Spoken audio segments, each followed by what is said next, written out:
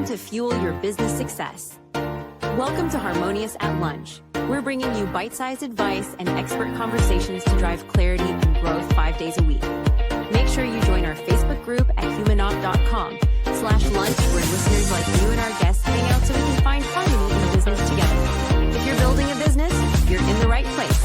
Let's dive in. Welcome back into some more bite-sized business advice. It's the Harmonious at Lunch weekly update, the Wupdate, episode number 5, I think. Wupdate number 5. Don't quote me on that. Not very good at remembering these things. But anyway, episode number 5, we're going to recap this week's of episodes. And oh my word, this week, 4 great guests. Yeah, I've said that every single time I've done one of these updates. I get it. I get excited. I love the guests that come on the show, and I hope you do as well. We had Hersh Rephun, Corey Quinn, William Holstein or Bill Holstein, and Alexander Concepcion. And it was a crazy, crazy week of guests. We talked about skydivers falling out of planes and dying. We talked about your business and comparing entrepreneurship to Dante's Inferno. Talked about vertical specialists and AI all over the place this week, but it was really a great week of episodes, again, from my seat, but I hope you enjoyed it too. I'm going to give you the high-level overview, and I'm trying something new this week. I'm going to at least try to play video clips from each episode, 20 to 30 seconds within this episode, so you get a little snippet of it. If you have not listened to the episodes, again, we'll go high level. I'll give you a sense of what it was about. I think this week you should probably listen to all 4. And I'll be honest with you, if there's a week where there's an episode that's like, meh, you could probably just listen to this update and that's about it. I promise you, I'll tell you that. But this week, all 4 of them, you're going to want to go check this out. So let's start it off with Hersh. Hersh, on Monday, we talked about authentic branding. We talked about AI. And if you're watching, I want to put there we go. The YouTube episode cover is on the screen. Sell the truth. We talked about developing your brand and really making it feel like you, making your mission, your personality, and your brand's personality come through when you're selling or when it's experienced by the public. He talked about creating a brand Bible, and really starting with yourself in the business, not the whole story, your life story, but how did you get here? Why are you doing this business? That's important, not only for your customers to understand and to be involved in your marketing, bringing people into that story and making them part of what you do, but also your employees. When you hire people, they don't want to work at just some gear factory where there's employees that come in and go out and nobody really improves their lives. If they're going to work for you as an entrepreneur, as a small, medium business, they want to know that they're part of something bigger. And your story is a powerful, powerful part of recruiting and retaining top talent. I thought this episode was absolutely amazing. It was fun. Hersh has a background as a comedian. Let me go ahead and play a clip from this episode and see what you think. So in other words, what I've come to learn is, as a writer, that AI can be a wonderful partner and kind of executor of our messaging, but it needs really, really good guidance. So I needed an app partner who had developed a guidance system that could take the stuff that I've given it, the stuff that I've, the detail, the care, the nuance, and really apply it in the most practical way. So there you have it. He's talking about AI, building a system, and he talked about that further in the episode, building a custom AI platform that helps him and his clients write copy, design their marketing, come up with a strategy, but all done in the brand voice and in your voice so that you can be in multiple places at once. That's the beauty of AI. We dissected that in the episode. So thanks to Hersh for stopping by. I encourage you to go check out that episode if you haven't already. If you have, put it in the show notes down below, or not the show notes, the comments, wherever you're watching or listening. I'm curious what you took away from that episode with Hersh, and what are you going to do with it. That's the most important part of this show, I believe. I really want you to take these bite-sized episodes, find something you like, you can implement, do it, test it, and then see what the results are. We put out an episode a day for a reason. All right, let's move on. Corey Quinn. Yes, this episode yes. I have to be honest with you. I was incredibly skeptical at the beginning of this episode. Before we started recording with Corey, he's a cool dude, don't get me wrong. Awesome to hang out with him. But he talked about escaping founder-led sales, and his solution to do that was by specializing in a vertical, being a vertical specialist. And I must say, I hate the phrase "the riches are in the niches" because I think people, they go too far with it, and they over niche, so to speak. They niche well beyond the need, and they get so far down in the rabbit hole that, yeah, of course, you're the only person that serves Vietnam veterans who love to knit, have 3 dogs, and have a cat allergy. But how many of them are there possibly on the planet? 4, maybe? Instead of going down that rabbit hole, which I thought this episode could do, Corey explained, and I must say he convinced me that being a vertical specialist is actually the quickest way to escape founder-led sales and scale your company in a dramatic way. Corey's book, which the name is escaping me at the moment, so please forgive me on that. Oh, it's Anyone, Not Everyone. Just popped in my head. I actually downloaded the audiobook. I'm currently listening to it. I'm almost done with it.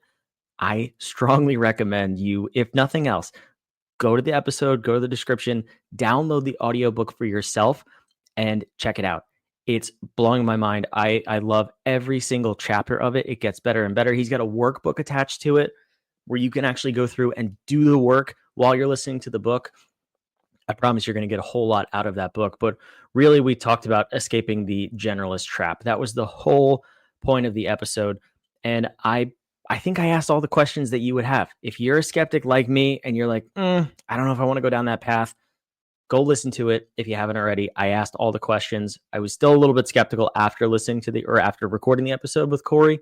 But now reading his book and diving in, he's got me hooked. I'm sold. And I must say, I'm a fan of being a vertical specialist. So the thumbnail is on the screen. It's escape sales. Can't speak today. Having a rough one here with a birdcage on it. So go look for that thumbnail if you haven't seen it already. But let's check out this clip from Corey.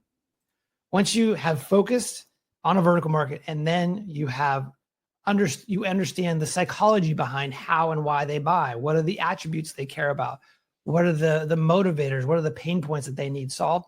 Once you've mapped all that out, your sales and marketing above the waterline becomes much more powerful. So the question is, how do you choose the right vertical market so that you're not wasting your time? Yes, that is the question. And thanks for Corey for stopping by. Amazing episode. Can't speak highly enough about that. Let's move on, though. We got the Wednesday episode with Bill Holstein. This is the thumbnail on the screen. Avoid dumb mistakes with the broken piggy bank. We talked about goof-proofing your business. Bill is a funny guy. He's got a book about avoiding dumb mistakes in your business, and he admitted that, yes, he has made all of the dumb mistakes you could make in business, but he's learned from them, and that's the important part. I think we've all made dumb mistakes in business, and that's okay. That's how you learn, you grow your business, you get better as an entrepreneur. But a couple of things we talked about, I'll play the clip in a minute. We talked about skydivers falling out of planes and falling to their death in a tragic story, but I'm pretty sure we've all done something like that, not to that extent, but we've done something like that in our business, a preventable mistake that we just missed. We missed at the time. He talked about really cool strategies, though, to prevent failures and sort of like gamifying failure and preventing failure in your business, conducting pre-mortems.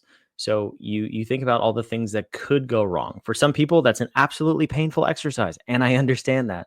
But for others, maybe you just happen to see what the negatives are before you see the positives.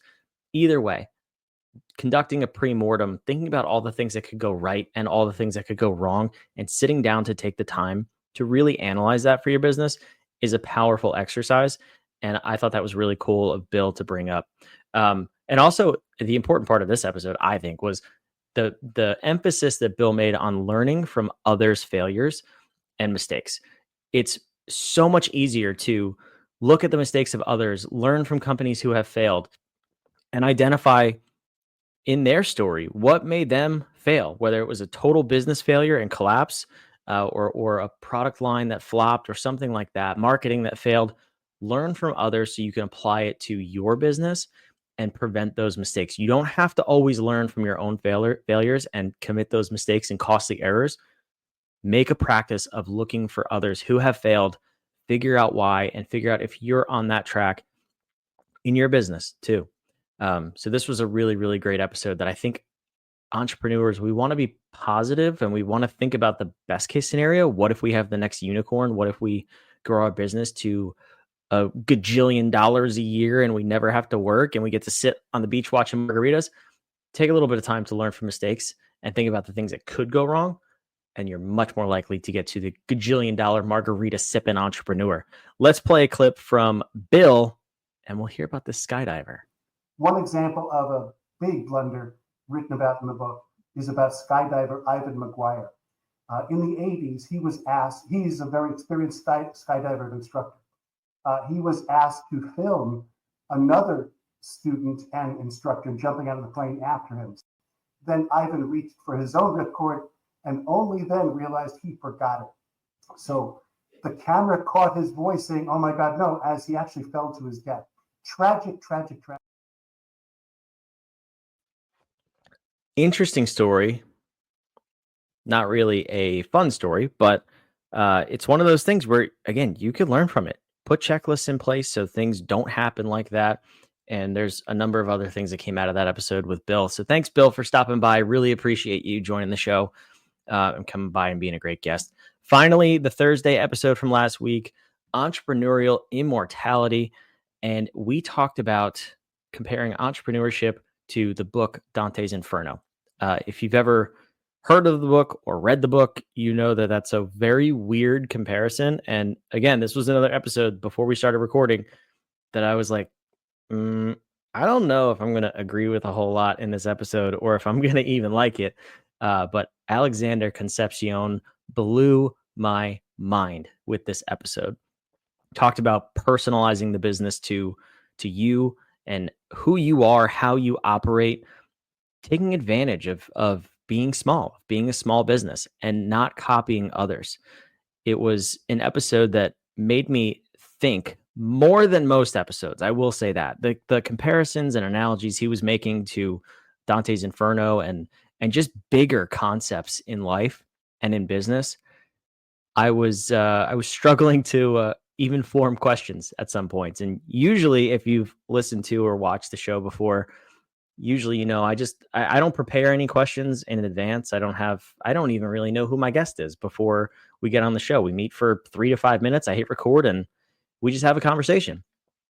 Alexander really made me step back and think about things on the episode to the point where there was a couple pauses in there where I was just like, I don't even know what to think about that. I have to really sit and digest it. So absolutely phenomenal episode. It will make you think about how you run your business, about how you operate your life. And I will say too, it's in line with everything we believe at HumanUp. And that's why we put our app out to the public for free. If you haven't downloaded a copy yet or your version of the app, I would go to humanup.com now so that you can learn who you are, what you are at your core, and then you could leverage that into what Alexander is saying, building a business around the unique version of you. I love that he got there. We can just help you understand who you are, that blueprint, that owner's manual for yourself. So go check that out if you haven't already. And please go listen to this episode if you haven't already. Let me play a clip from it now, and then we'll wrap this episode up. Because in the reality, businesses don't really fail. It's people just stop giving it energy, and then the business dies.